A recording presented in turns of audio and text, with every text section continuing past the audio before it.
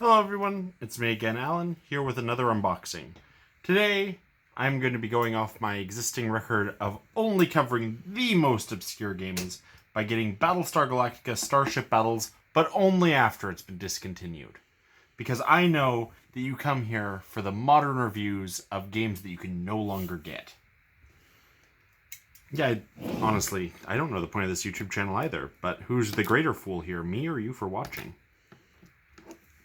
And the plastic is the hardest and most difficult plastic to get into that I've ever seen.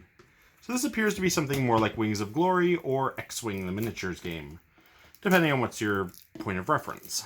It is Battlestar Galactica themed and comes with Apollo's Viper, Apollo being Leodama, and a standard just generic Viper, and then 2 Cylon Raiders as well.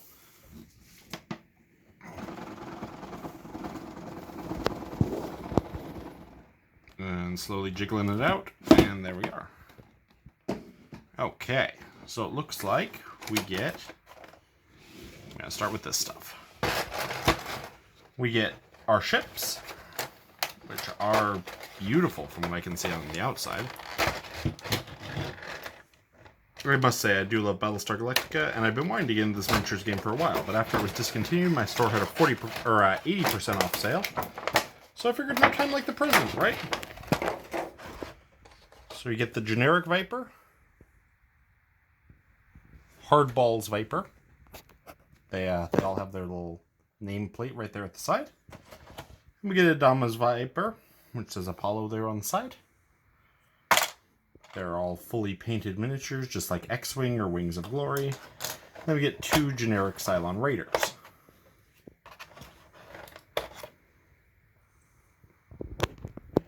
We get flight stands for everyone.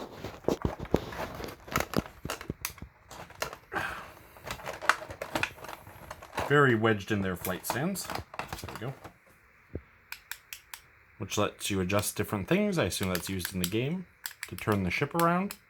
So if I recall, momentum is different from the direction you're flying.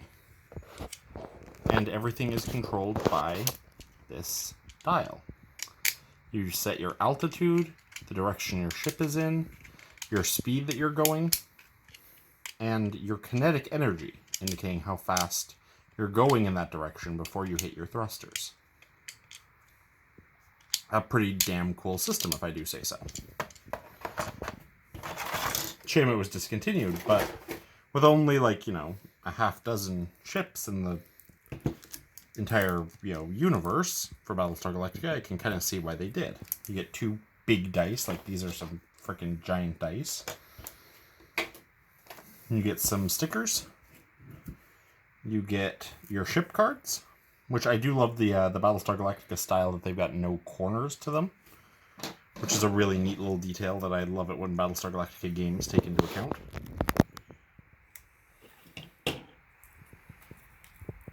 This is not working very well.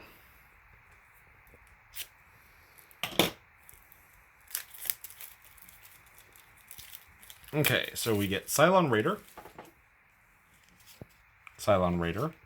Viper Mark II, Viper Mark II, AI levels, and then Leopoldo.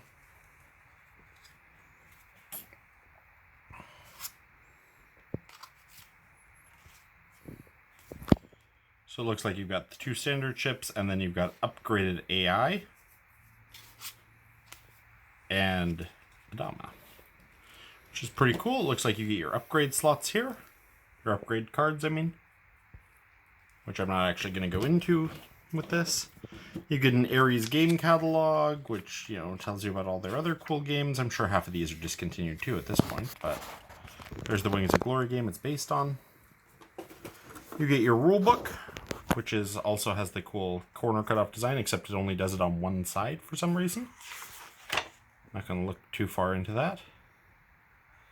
Oh, I guess that makes sense, so that way it's not cut off when you actually open it. All available online. You get your scenarios booklet, which covers the Battle of the Ragnar Anchorage, Episode 1, basically all of Season 1 ones, And a ad for Deadlock, which is an interesting crossover. Cylon stickers. The various asteroids and such. And then your different movement cards, which you play. And you line it up with your base. You go forward 2, or you go forward 1, or you go forward 3, or you turn. It's a very cool little system. Kind of similar to your command dials in X-Wing. And you get the same for your Vipers. All of these are the same regardless of which pilot you have, because of course the ship doesn't maneuver any different regardless of which pilot you have. It's just their upgrades and such. And then you get a nice little token organizer as well, built into the bottom of the box. I do love seeing when games do that, because it tells me they're not willing to, spend all their packaging on absolutely nothing. Instead, they basically include like a little $5 value for everyone. And, yeah, this is a game I'm just honestly impressed with, which I know is weird. I'm usually very sarcastic, very, pretend to be bugged by little things in the game. I accidentally damaged my card a little bit, but don't worry about that. And, no, it's just a game I'm honestly excited for. I've loved Battlestar Galactica since I was a kid. I mean, just seeing it adapted like this is great. I even have the old Battlestar Galactica trading card game. I bought an entire booster box of that at my first Comic-Con. So that's, my start of Battlestar Galactica gaming. And it's only moved up from there. So now I've got this. I've got a full set of Battlestar Galactica, the actual board game, which is now like $300 for each expansion because it's so popular and so rare after Fantasy Flight discontinued it. And yeah, unfortunately Universal just seems to be screwing up their licensing right and left by not allowing their licenses to be renewed. But gotta make that money regardless of how little you make, I guess. Anyway, that's it for me, guys. Like it if you liked it, dislike it if you disliked it.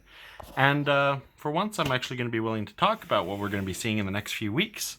So you're going to be seeing next week, you're going to be seeing Starbuck the Captured Raider. After that, you're going to be seeing Starbuck Viper Mark II.